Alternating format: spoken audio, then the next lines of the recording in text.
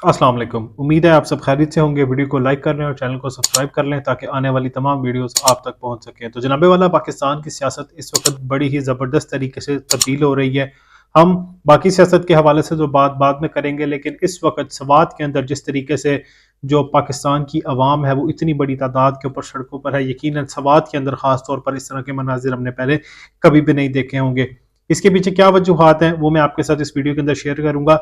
लेकिन जो आज सबसे अहम खबर हमारे पास है वो ये है कि जी मुस्लिम लीग नून के अंदर भी धड़ेबंदी शुरू हो चुकी है और हनीफ अब्बासी की जानिब से जिस तरीके से अपने रहनुमाओं के खिलाफ बातें की जा रही हैं और जिस तरीके से उनको तनकीद का निशाना बनाया जा रहा है, यकीनन वो पाकिस्तान की अवाम के सामने रखना बहुत ज़रूरी है। हनीफ अब्बासी को किसी न किसी तरीके से यहाँ पर कामयाब तो करवा दिया गया, लेकिन जिस तरीके से वो गुफ्तगू कर रहे हैं अपने रहनुमाओं के हवाले से, यकीनन मुस्लिम लीग नून के अंदर कोई खुशी की बात नहीं होगी। इसके अलावा अब मामलात कुछ यूं है कि जी शेर अफजल का जो वक्त है वो तकरीबन ख़त्म हो चुका है, क्योंकि जी मुराद सईद की वापसी का वक्त हुआ चाहता है। अब इसके पीछे खबर क्या है जी?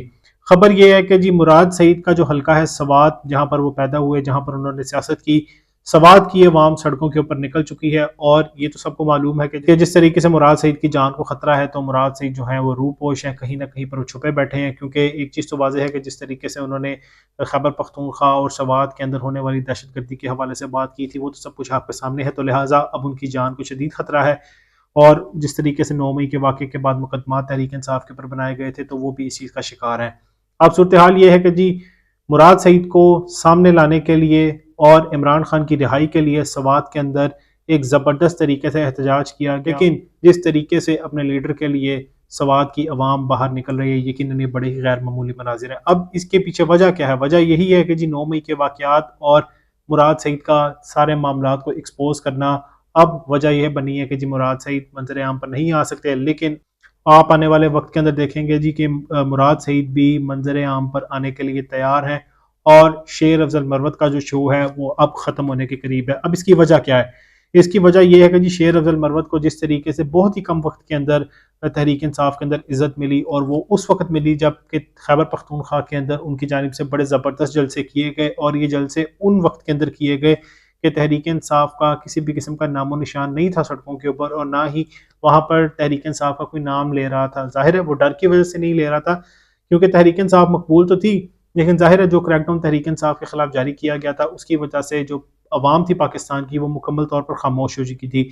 और शेर अफजल मरवत ने जिस तरीके से खैबर पख्तूनख्वा के अंदर पाकिस्तान की अवाम को जगाया, वो सब कुछ आपके सामने। इसके अलावा जिस तरीके से शेर अफजल मरवत ने तहरीक इंसाफ के लिए कुर्बानियाँ दी, वो सब कुछ भी पाकिस्तान की अवाम के सामने है। लेकिन अब जनाबे वाला मुराद सईद जो है इमरान खान के बाद सबसे पॉपुलर लीडर हैं तहरीक इंसाफ के अंदर। तो अब ज़रा यही बता रहे हैं कि आने वाले दिनों के अंदर जो है मुराद सईद मंजर आम पर आएंगे, क्योंकि उनके सेनेटरशिप के जो कागजात नामजदगी थे वो मुस्तरद कर दिए गए थे। तो लिहाजा अब उनका ज़ाती हैसियत में पेश होना ज़रूरी है। तो खैबर पख्तूनख्वा के अंदर हाई कोर्ट के अंदर वो वहाँ पर पेश होंगे और वहाँ पर उम्मीद है कि ज़मानत लेंगे।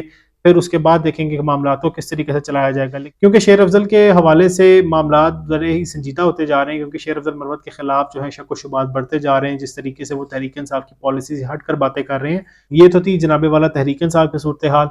अब बड़ी खबर यह है कि जी मुस्लिम लीग नून के अंदर भी बड़े ज़बरदस्त तरीके से धड़ेबंदी शुरू हो चुकी है। इस खबर के ऊपर आने से पहले मैं आपको एक चीज़ बताता चलूँ।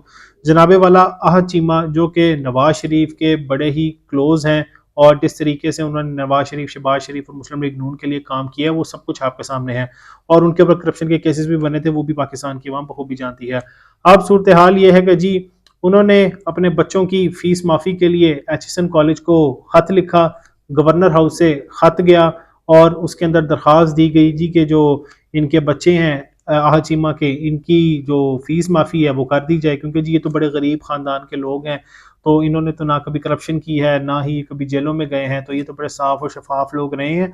इनके पास पैसे नहीं है देने के लिए, ना ही इनके पास अरबों रुपए हैं, ना ही इनके पास करोड़ों रुपए की गाड़ियाँ हैं। तो ये बड़े गरीब लोग हैं। तो लिहाजा एचएसएन कॉलेज से दरख्वास्त है जी प्रिंसिपल से कि इनकी जो फीस है उसको माफ़ कर दिया जाए।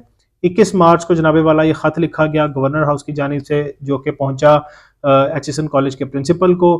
25 मार्च को एचएसएन कॉलेज के प्रिंसिपल की जानिब से इस्तीफ़ा देने का ऐलान कर दिया गया। अब इसके पीछे वजह क्या है? वो ख़त में बयान करते हैं کہ جی بیڈ گورننس کی وجہ سے، فیلئر آف گورننس کی وجہ سے مجھے اس چیز نے مجبور کر دیا ہے کہ جی میں یہ ڈیسیجن لوں. تو اب آپ اندازہ کریں احد چیمہ جیسا شخص جو کہ اربوں پتی ہے اور جو جس طریقے سے معاملات چلاتا ہے وہ پاکستان کی تاریخ کے اندر درج ہو چکا ہے. وہ جن عہدوں کے اوپر رہے ہیں وہ بھی سب کچھ پاکستان کی عوام بخوبی جانتی ہے. تو ان کی جانب سے یہ درخواست لکھنا جی کہ میرے بچوں کی فیس معافی کر دی جائے کیونکہ جی وہ بہت غریب ہیں جی، وہ فیس نہیں دے سکتے، تو لہٰذا ان کی فیسوں کو معاف کر دیا جائے. اس کے بعد ظاہر ہے ایچ ایس این کالج کے جو پرنسپل ہیں ان کے اوپر جس قسم کا دباؤ ہوگا وہ بخوبی جانتی ہے پاکستان کی عوام. تو لہٰذا انہوں نے یہی فیصلہ کیا جی کہ میں یہاں سے ریزائن کر دوں، میں یہاں سے استعفیٰ دے دوں. اور خبروں کے مطابق انہوں نے 1 اپریل کو استعفیٰ دینا تھا، لیکن جب بھی خبریں بتا رہی ہیں وہ یہی بتا رہی ہیں کہ انہوں نے مستعفی ہونے کا اعلان کر دیا ہے، بلکہ وہ مستعفی ہو بھی چکے ہیں. اب جس طریقے سے مسلم لیگ نون کی حکومت پاکستان کے جو ادارے ہیں، پاکستان کے کوئی بھی ادارے کا آپ نام لے لیں، جس طریقے سے ان کے اندر سیاست کو گھسیڑا جا رہا ہے، یہ مسلم لیگ نون کی روایت رہی ہے. اور اسی لیے پاکستان کے ادارے تباہ و برباد ہو گئے ہیں کہ مسلم لیگ نون کی جانب سے اپنی مرضی کے لوگوں کو بیچ میں شامل کرنے کی کوشش کی گئی اور ہر طریقے سے ان کو تباہ و برباد کرنے کی کوشش کی گئی. تو آج ایچ ایس این کالج کی آپ نے درخواست دیکھ لی. اگر یہ خط سامنے نہ آتے تو کبھی بھی یہ معاملہ سامنے نہ آتا، لیکن جس طریقے سے یہ خطوط سامنے آئے جو کہ گورنر ہاؤس سے گئے تھے احد چیمہ کی طرف سے، اور جو ایچ ایس این کالج کے پرنسپل کا خط منظر عام پر آیا، تو اب یہ بات واضح ہو چکی ہے کہ مسلم لیگ نون پاکستان کو ٹھیک کرنے تو نہیں آئی بلکہ اپنے لوگوں کو فائدہ دینے آئی ہے. جس طریقے سے انہوں نے پاکستان کے اداروں کو تباہ و برباد کر دیا وہ ان لوگوں کی تاریخ ہے. آپ پی آئی کے حوالے سے بات کریں، آپ پولیس کے حوالے سے بات کریں، جس طریقے سے انہوں نے پنجاب پولیس کو تباہ و برباد کیا ہے وہ سب کچھ بھی آپ کے سامنے ہے. ماڈل ٹاؤن کا واقعہ ہو، جس طریقے سے وہاں پر لوگوں کو مروایا گیا، لوگوں کو شہید کروایا گیا. اس کے علاوہ تحریک انصاف کے لوگوں کو 25 مئی کو جس طریقے سے گرفتار کیا گیا، 9 مئی کے آڑ میں تحریک انصاف کے لوگوں کو گرفتار کیا گیا، وہ سب کچھ بھی آپ کے سامنے ہے. تو اب پاکستان کے اداروں کی جو تباہی اور بربادی ہے اس کا ایک بار پھر وقت آ گیا ہے. پہلے انہوں نے حکومت کی پاکستان کے اداروں کو تباہ و برباد کر دیا اور اب ان کو پرائیویٹائز کرنے کے چکروں میں ہے جی کہ ہم تو اس کو چلا نہیں سکتے کیونکہ یہ بہت نقصان میں ہے. تو اس کو بہت نقصان میں لے کر کون آیا؟ پاکستان کے اندر 75 سال میں سے 40 سے 45 سال تو حکومت ان لوگوں نے، 2 خاندانوں نے کی ہے. تو آج یہ لوگ باتیں کر رہے ہیں کہ جی یہ ادارے چل نہیں رہے کیونکہ یہ خسارے میں ہے. تو خسارے میں لانے والا کون ہے؟ پاکستان کے اداروں کے اندر اپنی من پسند کی بھرتیاں کرنے والا کون ہے؟ کون یہاں پر نوکریاں بیچتا رہا ہے؟ اور کس نے پاکستان کی حکومت کے اندر معاملات کو تباہ و برباد کیا ہے؟ وہ آج آ کر پاکستان کے اوپر دوبارہ سے حکمران بن بیٹھے ہیں اور ان لوگوں کو شرم بھی نہیں آتی حکومت کرتے ہوئے کہ جس طریقے سے انہوں نے پاکستان کے اداروں کو تباہ و برباد کر کے ان کے اندر سیاست کو گھسیڑ دیا ہے.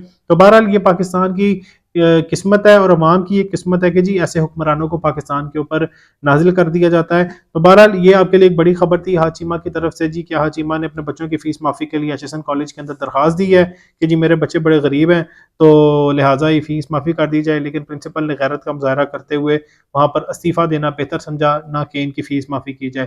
اس کے علاوہ جی مسلم لیگ نون کے اندر بڑی زبردست قسم کی دھڑے بندی ہو چکی ہے. وہ لوگ جن کو عوام کی جانب سے 2018 کے اندر بھی مسرت کیا گیا، 2024 کے اندر بھی مسرت کیا گیا، لیکن جس طریقے سے فارم 47 کے اوپر وہ یہاں پر قومی اسمبلی میں پہنچ گئے ہیں، اب ان کو بہت پار بھی لگ چکے ہیں اور وہ باتیں کرنا بھی شروع کر دی ہیں.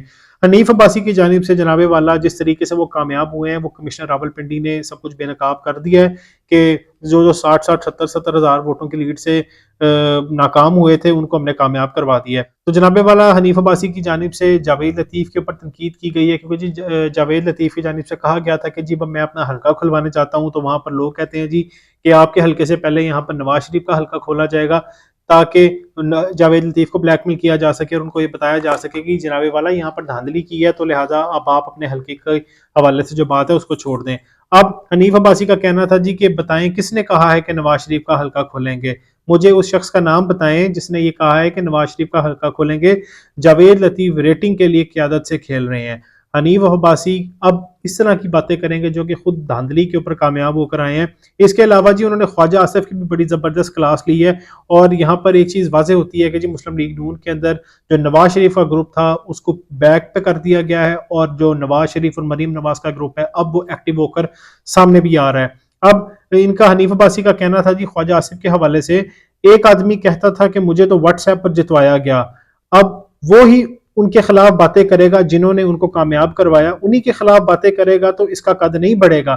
حنیف عباسی کا یہ خواجہ آصف کے حوالے سے بات کرنا ہے، کیونکہ آپ کو یاد ہوگا خواجہ آصف کا کہنا تھا کہ جی میں تو الیکشن ہار رہا تھا 2018 میں، تو پھر میں نے خواجہ آصف پھر میں نے جنرل باجوہ کو فون کیا تو جنرل باجوہ نے کہا میں معاملات کو دیکھ لیتا ہوں، اور اس کے بعد وہاں پر عثمان ڈار کو ہروا کر خواجہ آصف کو کامیاب کروا دیا گیا۔ اور 2024 میں بھی آپ نے دیکھا جس طریقے سے جو ہے ریحانہ ڈار کو یہاں پر ہروایا گیا، جبکہ وہ 50 سے 60 ہزار ووٹوں کی لیڈ سے کامیاب ہو چکی تھی۔ اب صورتحال یہ ہے کہ جی پاکستان کے اندر تباہی ہی تباہی نظر آ رہی ہے، جس طریقے سے IMF کے ساتھ ڈیل کی گئی اور جس طریقے کے لوگ پاکستان کے اوپر قابض کر دیے گئے ہیں، بٹھا دیے گئے ہیں، وہ کس طریقے سے پاکستان کو چلائیں گے۔ 16 ماہ کی حکومت کافی نہیں تھی یہ دیکھنے کے لیے کہ یہ کیا یہ لوگ اس قابل ہیں کہ پاکستان کو چلا سکیں گے کہ نہیں۔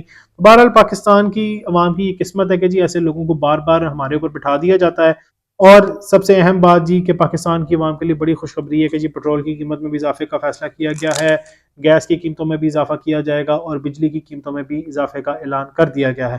بہرحال آخر میں بات پھر وہی ہے کہ جی جو حکومت ڈھونس اور دھاندلی کے ساتھ بنائی جائے وہ کسی بھی صورت اپنی عوام کے لیے فائدہ مند ثابت نہیں ہو سکتی۔ والسلام۔